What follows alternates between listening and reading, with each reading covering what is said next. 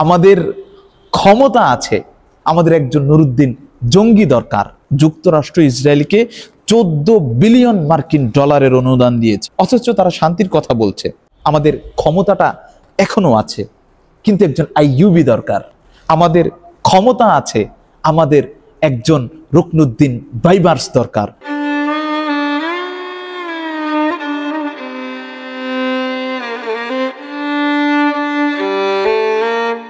আজকের এই টক শোতে আপনাদের সবাইকে জানাই আন্তরিক মোবারকবাদ।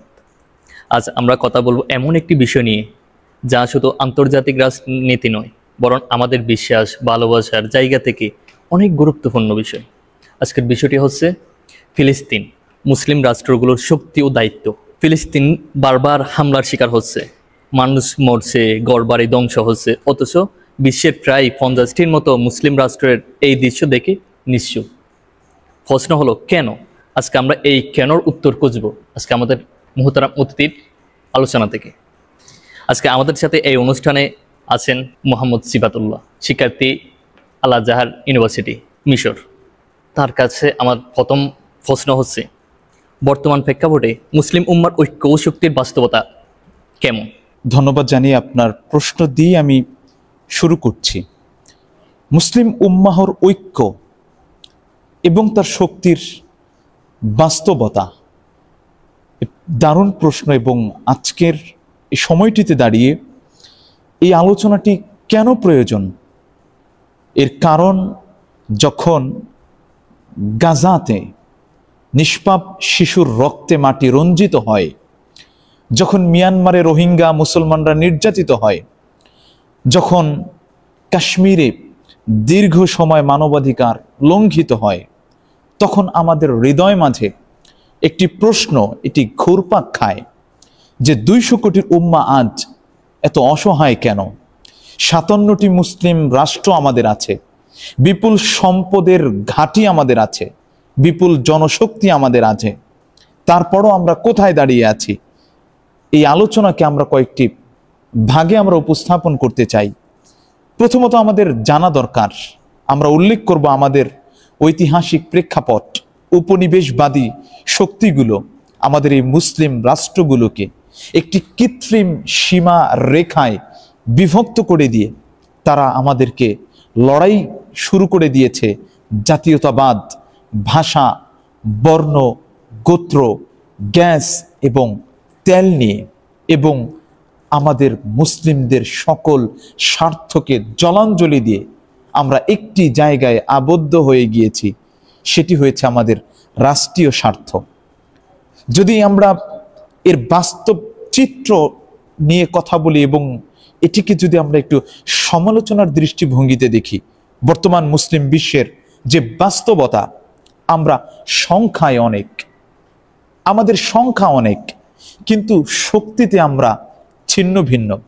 57টি মুসলিম রাষ্ট্রের প্রায় 90% পশ্চিমা সামরিক এবং অর্থনৈতিক নির্ভরতার মধ্যে আমরা আবদ্ধ হয়ে গিয়েছি। একদিকে সৌদি আরব এবং ইরানের পারস্পরিক প্রতিদ্বন্দ্বিতা, অন্যদিকে মিশর এবং তুর্কি, তারা আজকে আলাদা অবস্থানে চলে এসেছে।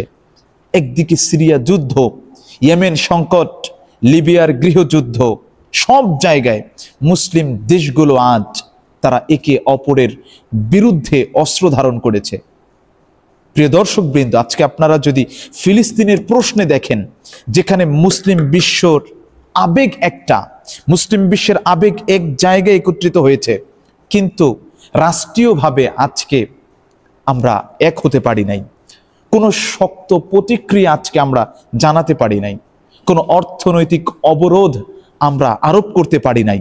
বরং দুঃখজনক বিষয়, 2023-এ কেবল এক মুসলিম দেশ ইসরায়েলের সাথে 5 বিলিয়ন মার্কিন ডলারের বাণিজ্য চুক্তি করেছে। এই যে আমাদের রাষ্ট্রীয় নীরবতা, এটি আসলেই রাজনৈতিক পরনির্ভরতার এক প্রতিচ্ছবি। প্রিয় দর্শকবৃন্দ, যদি আমরা ভারসাম্যপূর্ণ চিত্র উপস্থাপন করি, এই যে আমাদের বাস্তবতা, এটি কিন্তু একেবারেই যে নিরাশার, সেটিও আমি বলতে চাই না, তবে এখানে আমাদের কিছু অগ্রগতি এবং সম্ভাবনাও আছে। আমরা শুধু সমালোচনার দিকটি উপস্থাপন করতে চাই না, বরং আমরা আমাদের যতটুকু আছে আজকের দিন পর্যন্ত ঠিক এটাকে যদি আমরা ফাইন্ড আউট করে কাজে লাগাতে পারি, আমাদের মনে হচ্ছে আমাদের এই কুয়া থেকে আমরা উত্তরণ সম্ভব। আজকে মুসলিমদের D8 জোট আছে, যেখানে তুরস্ক, বাংলাদেশ, ইরান, মালয়েশিয়া, পাকিস্তান সহ 8টি দেশ বাণিজ্যিকভাবে তারা ঐক্যবদ্ধ হয়েছে। ইসলামিক ফাইন্যান্স এখন প্রায় $3 ট্রিলিয়ন বাজার। আজকে জনগণের চেতনা যদি আমরা দেখি, গাজা এই ইস্যুতে বিশ্বের প্রায় 50টিরও দেশে আজকে বিক্ষোভ হচ্ছে। সোশ্যাল মিডিয়াগুলোতে আমাদের তরুণ সমাজ আজকে জেগে উঠেছে। আমরা বলতে পারি আমাদের হৃদয়ের ঐক্য এখনো জীবিত। ঠিক এই কথাকে সামনে রেখে যদি আমরা আশাবাদী দৃষ্টিকোণ থেকে কথা বলি, যদি আমরা আমাদের ভবিষ্যতের দিকে তাকাই, এই উম্মতের মাঝে ঐক্যের একটি সম্ভাবনা রয়েছে। আর সেটা তৈরি হবে তারুণ্য যারা আছে, তরুণ যারা আছে, তাদের জাগরণের মাধ্যমে। আমাদের আল আজহার শরীফের বর্তমান শাইখুল আজহার প্রফেসর ডক্টর ইমাম আত-তাইয়িব, যিনি ইমামুল মুসলিমিন, শাইখুল ইসলামী ওয়াল মুসলিমিন, তিনি এই ঐক্যের একটি স্লোগান দিয়েছেন, তিনি এই ঐক্যের একটি মূলনীতি দিয়েছেন। পৃথিবীর বুকে যারা আহলে কিবলা, তাদের সাথেই আমাদের ঐক্য হবে। ঐক্য নির্ধারণে না মাযহাব না মাসলাক কোনো কিছু আসবে না, আসবে শুধু আহলে কিবলা। কারণ এই আহলে কিবলাই পারে আমাদের এক জায়গায় আমাদেরকে কাঁধে কাঁধ মিলাতে। এবং এটি সেই মূলনীতি, যেই মূলনীতি সহিহ জামে আল বুখারীতে ইমাম বুখারী 391 নং হাদিসে আনাস বিন মালিক থেকে হাদিসটি নিয়ে এসেছেন। রাসূলুল্লাহ তিনি বলেছেন, মান সাল্লা সালাতানা ওয়াস্তাকবালা কিবলাতানা ওয়া আকালা যাবিহাতানা ফাযালিকাল মুসলিম লাহু যিম্মাতুল্লাহ ওয়া যিম্মাতু রাসূলিহি ফালা তুগফিরুল্লাহ ফি যিম্মাতিহি। অতএব আমি সর্বশেষ আমাদের ঐক্যের জায়গায় আমি বলতে চাই, যারা আহলে কিবলা তাদের সবাইকে নিয়ে আজকে যদি শিয়া, সুন্নি, মাযহাবি, সালাফি বিভেদ দূর করে এক কিবলার ভিত্তিতে যদি আজকে আমরা দাঁড়াতে পারি, আমি মনে করি আমরা আশাবাদী আমাদের এই অবস্থা থেকে উত্তরণ হওয়া সম্ভব। আপনার নিকট আমাদের দ্বিতীয় প্রশ্ন হচ্ছে, ইসরায়েলের মূল শক্তির উৎস কি? আসলে এই প্রশ্নটি আমাদের সবার। ইসরায়েলের শক্তির আসল উৎস কি? আমি এখানে একটু জুড়ে দিতে চাই, এটি কি বিভ্রম নাকি বাস্তবতা?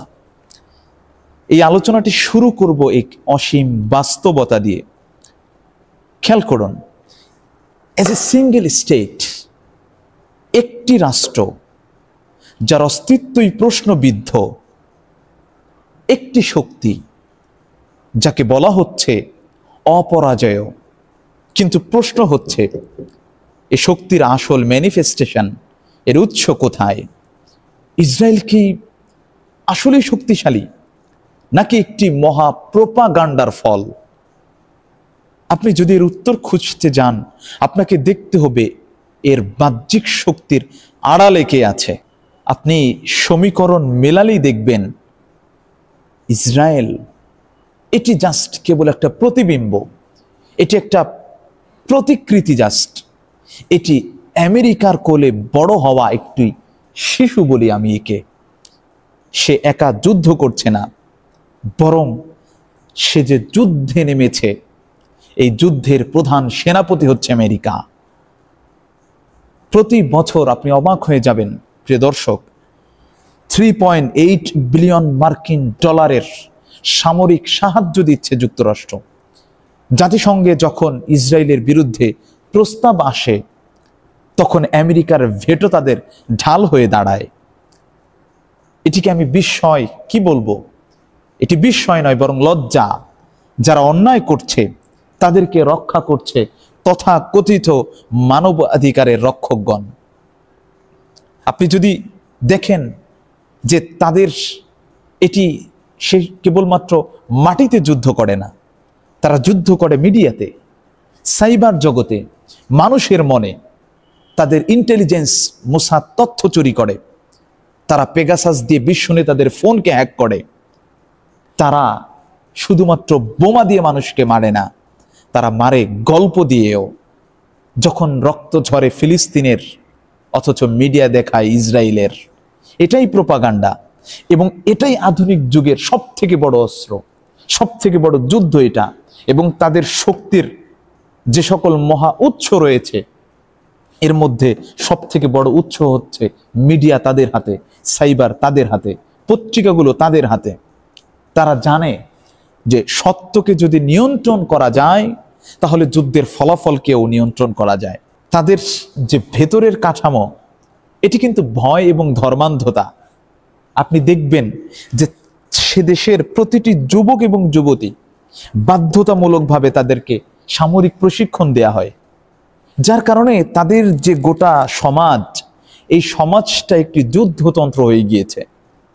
তারা বিশ্বাস করে এটি আমাদের প্রমিস ল্যান্ড, এটি আমাদেরকে খোদা দেবেন। এই ধর্মেরকে সামনে রেখে তাদের যে অগ্রাসন, এই আগ্রাসন হলো সেই বিভ্রান্তি যেটাকে পুঁজি করে আজকে তারা আমাদের বিরুদ্ধে তারা আজকে উঠে পড়ে লেগেছে, এবং আমরা শুধু মার খেয়েই যাচ্ছি। আর আমাদের ইসরায়েলের এই মহাশক্তির পেছনে এটাকে ডিফেন্স করবার জন্য আমাদের একটা জিনিস আছে, সেটা হচ্ছে ঘুম। আমরা আজকে ঘুমিয়ে গিয়েছি। আজকে MBS তিনি আজকে টকশোতে তিনি আজকে লাইভে এসে তিনি বলেন যে আমরা ঘুমন্ত সিংহ। ভাই, আমরা কেন ঘুমন্ত সিংহ হব? যে সিংহ ঘুমিয়ে যায়, তার লেজে পাড়া দিয়ে বানরও লাফালাফি করতে যায়। অতএব মুসলিম উম্মাহ ইসরায়েলের এই শক্তির বিরুদ্ধে তারা আজকে এক ঘুমন্ত সিংহ হয়ে গিয়েছে। আজকের এই দিনে আপনি যদি আমাকে প্রশ্ন করেন এই ইসরায়েলের সব থেকে বড় ভয় কি, আমি বলতে পারি এ উম্মার ঐক্য, আমাদের জাগরণ, আমাদের সাহসী উচ্চারণ, এনাফ ইজ এনাফ। আমাদেরকে একটি সত্যভিত্তিক কণ্ঠ দরকার, যেই কণ্ঠ ইসরায়েলের আয়রন ডোমকে ভেঙে চুরে নিপতিত করতে পারে। অতএব একটি ঐক্যবদ্ধ উম্মাহ সেই ওয়াশিংটনের ভেটোর চেয়েও ভয়ঙ্কর, কারণ তারা জানে যদি এ উম্মাহ জেগে যায়, যদি কাশ্মীর, ফিলিস্তিন, আরাকান এক কণ্ঠে কথা বলে, তাহলে তাদের সব প্রযুক্তি, প্রোপাগান্ডা, ড্রোন কিছুই টিকবে না। আমাদের পরের প্রশ্ন হচ্ছে, আমরা সাধারণ মানুষ হিসেবে আমাদের করণীয় কি? প্রিয় সঞ্চালক, দারুণ একটি প্রশ্ন ছিল যে তাহলে ফিলিস্তিন ইস্যুতে আমাদের করণীয় কি, আমাদের দায়িত্ব কি? ফিলিস্তিন এ উম্মতের আয়না। এই জায়গাটিতে দাঁড়িয়ে একটি শিশু তার মায়ের রক্তমাখা মুখ সে স্পর্শ করে। যখন একটি বাবা তার সন্তানের নিথর দেহকে বুকে জড়িয়ে নেয়, যখন এক বৃদ্ধা আর্তনাদ করে আমাদের কেবল আল্লাহ আছে, তখন প্রশ্ন করি আমি কোথায়? তখন প্রশ্ন হয় আমরা কি করছি? আপনি চিন্তা করেন, এই ব্যথা, ফিলিস্তিনের যে ব্যথা, এই ব্যথা কি আমরা আমাদের হৃদয়ে অনুভব করছি, নাকি আমরা এতটাই ব্যস্ত হয়ে গিয়েছি, গাজা যেভাবে তার ধ্বংসে সে পিষে গিয়েছে, আমরাও এই দুনিয়াতে আমাদের কাজ কর্ম বাহ্যিকতা দুনিয়াতে আমরা ডুবে গিয়েছি? আমি এই প্রশ্নে দাঁড়িয়ে আজকে এই জায়গায় আমি বলতে চাই যে আমাদের অন্তত 5টি জিনিস আমাদের করা উচিত। নাম্বার 1, সচেতন হও, অন্যকে জাগাও। ওয়েক অ্যান্ড শেক আদার্স। আমাদের সচেতন হওয়া দরকার, এই ইস্যু নিয়ে আমাদের কথা বলা দরকার। মিডিয়া যে এটাকে লুকিয়ে রেখেছে, এটাকে আমাদের উদ্ঘাটন করা দরকার। সোশ্যাল মিডিয়াকে আপনি আপনার হক বলবার একটা মেম্বার হিসেবে একে তৈরি করুন। নাম্বার 2, এটিকে অর্থনৈতিক প্রতিরোধ করে তুলুন, বয়কট করুন। ইসরায়েলের যত প্রোডাক্টস বাংলাদেশে আছে সকল কিছুর উপরে রাষ্ট্রীয়ভাবে, সামাজিকভাবে, অর্থনৈতিক নিষেধাজ্ঞা দেন। আপনি তাদের পণ্যগুলোকে আপনি কিনছেন, তারা বোমা বানাচ্ছে, আপনি তাদের পণ্যগুলোকে বর্জন করছেন, তারা দেউলিয়া হচ্ছে। 2 নম্বরে তাহলে আমরা যেটি বলবো যে তাদের যে অর্থনৈতিকভাবে তাদেরকে বয়কট করেন। 3, মুসলমানদের সব থেকে বড় অস্ত্র দোয়ার অস্ত্র, এটাকে ব্যবহার করেন। রাসূলুল্লাহ বলেছেন আদ-দুআ সিলাহুল মুমিন, দোয়া মুমিনের অস্ত্র, মুমিনের হাতিয়ার। প্রতিটি নামাজের পরে, প্রতিটি ক্ষণে ক্ষণে, জীবনের প্রতিটি মুহূর্তে আপনার দুহাতের দোয়াতে রবের কাছে যেন ফিলিস্তিনের কথা থাকে। আপনি 4 নম্বরে যে কাজটি করতে পারেন, আপনি মানবিক সাহায্য পাঠান, তাদেরকে সহায়তা করেন। আল আজহার শরীফ এটি সাহায্য করে যাচ্ছে। তাদের যে ফান্ড রয়েছে বাইতুজ যাকাত, এর প্রধান হচ্ছেন শাইখুল ইসলামী ওয়াল মুসলিমিন প্রফেসর ডক্টর আহমদ আত-তাইয়িব শাইখুল আজহারি শরীফ, তিনি এর প্রধান। পৃথিবীর ইতিহাসে সবথেকে বড় মানবিক সহায়তা তিনি পাঠিয়েছেন এখান থেকে। এখানে আপনারা ডোনেট করতে পারেন, এখানে আপনারা দান করতে পারেন। 5 নম্বরে যেটি আমরা করতে পারি, প্রিপেয়ার দ্য ফিউচার, আগামীর জন্য আমাদের প্রস্তুতি। আমরা জাস্ট কেবল ধর্মীয় প্রতিষ্ঠানগুলোতে কেবলমাত্র ধর্মকেই পড়ব না, আমাদের জেনারেল শিক্ষা ব্যবস্থায় আমরা কেবল জাস্ট কিভাবে পলিটিক্যাল পার্টি তৈরি করা যায়, কিভাবে বিসিএস ক্যাডার হওয়া যায়, এই শিক্ষা ব্যবস্থা থেকে বের হয়ে আমাদের টেকনিক্যাল শিক্ষা ব্যবস্থা, এই কারিকুলামে আমাদের আসা দরকার। আমাদের প্রযুক্তি নির্ভর হওয়া দরকার। আমরা শুধুমাত্র কাঁচামালের যোগান নয়, বরং কাঁচামালের যোগান থেকে বের হয়ে কিভাবে প্রযুক্তি তৈরি করা যায়, কিভাবে আয়রন ডোম তৈরি করা যায়, কিভাবে F-35 তৈরি করা যায়, কিভাবে জেট তৈরি করা যায়, এই ধরনের শিক্ষা ব্যবস্থায় আমাদেরকে ফিরে আসতে হবে এবং এগুলো নিয়ে আমাদের কাজ করতে হবে।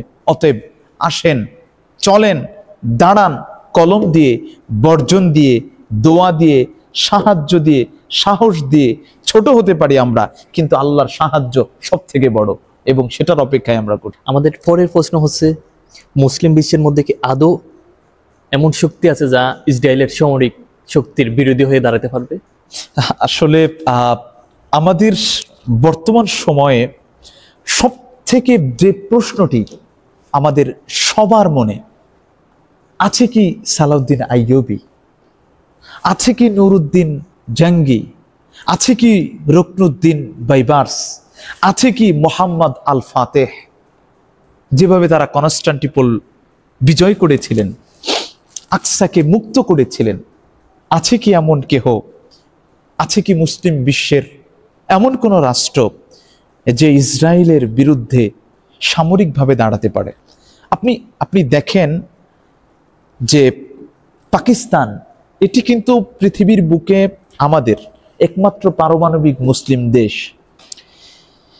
10 লক্ষাধিকেরও বেশি সেনা আছে এবং আমাদের পারমাণবিক বোমা আছে তাদের। কিন্তু আপনি খেয়াল করবেন, তাদের এত কিছু থাকার পরেও তাদের যে অভ্যন্তরীণ চাপ, এই চাপের মধ্যে কিন্তু তারা দুর্বল হয়ে গিয়েছে। যদি তুরস্কের কথা বলি, সে ন্যাটোর সদস্য, তার নিজস্ব ড্রোন প্রযুক্তি আছে, প্রায় 9 লাখ সেনা তাদের আছে, তাদের শক্তিশালী বিমান আছে, তাদের ক্ষেপণাস্ত্র ব্যবস্থা আছে এবং তারা আঞ্চলিক শক্তির ক্ষেত্রে একটি মুখ্য শক্তি। কিন্তু তারা রাজনৈতিকভাবে আজকে তারা দ্বিধার মধ্যে, তারা সিদ্ধান্তহীনতায়। আপনি যদি ইরানকে দেখেন, মধ্যপ্রাচ্যের সব থেকে চ্যালেঞ্জিং পাওয়ার সেটা হচ্ছে ইরান। তারা আজকে ইসরায়েলের বিরুদ্ধে বক্তব্য দিচ্ছে, আমেরিকার বিরুদ্ধে তারা বক্তব্য দিচ্ছে এবং আপনি দেখবেন যে তাদের মদদেই কিন্তু হামাস এবং হিজবুল্লাহ তারা অস্ত্র পাচ্ছে।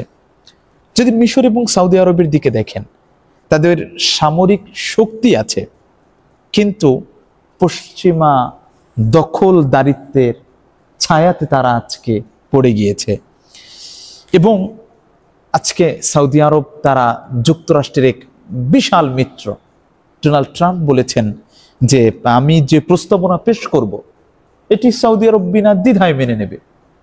কতটা তাদের মধ্যে সম্পর্কের দহরম এবং মহরম হলে আজকে ডোনাল্ড ট্রাম্প তিনি এই কথা বলতে পারেন। তাহলে আমরা এই কনক্লুশনে পৌঁছাতে পারি যে আমাদের অস্ত্র আছে, আমাদের সেনাবাহিনী আছে, কিন্তু কেউ এগিয়ে আসছে না। এখন প্রশ্ন আপনি করতে পারেন যে আমাদের মূল বাধাগুলো কোথায়, আমাদের মূল বাধাগুলো কোন জায়গায়, আমাদের রুট কসেসগুলো কি? 1 নাম্বার, রাজনৈতিক দ্বিধা এবং পশ্চিমা দাসত্ব, যেটা বহু মুসলিম রাষ্ট্রের পররাষ্ট্রনীতিকে এখনো পশ্চিমের তাবেদারিত্বের গোলামিতে তারা আটকিয়ে রেখেছেন। আজকে ইসরায়েলকে ঘাটালে যুক্তরাষ্ট্র, ইউরোপ এবং আন্তর্জাতিক চাপ আসবে, আজকে এই ভয়ে তারা ভীতু হয়ে গিয়েছেন। এবং দ্বিতীয় যদি বলি যে আমাদের উম্মার ঐক্যের অভাব, আজকে জাতীয়তাবাদ, মাযহাবী বিভাজন আর অভ্যন্তরিক রাজনৈতিক লড়াই মুসলিম বিশ্বের ঐক্যকে নষ্ট করেছে। আজকে আমি আমি আমি যেটা মনে করি যে আমাদের সকল আলোচনার মূল কেন্দ্রবিন্দু আজকে এই জায়গাতে।